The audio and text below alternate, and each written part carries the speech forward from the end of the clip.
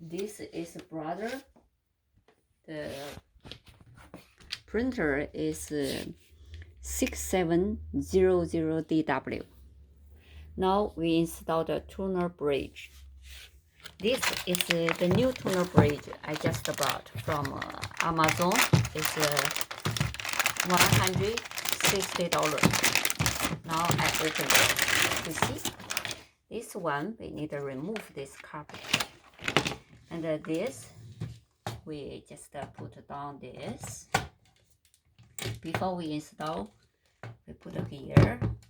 We need to clean the wire a few times. So after we take this, we need to shake a few times, like the ink. 3 times, 3 turn or 4 turn will be okay. So now I install it. Just like this. It's simple, just like this. So now we put here, we remove wire, clean 2 times, 2 or 3 times for make sure the cleaning. Now we go to the machine. We push this button, open the machine, and put it back.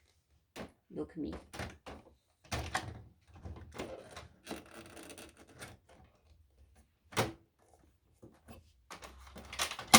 Now it's okay.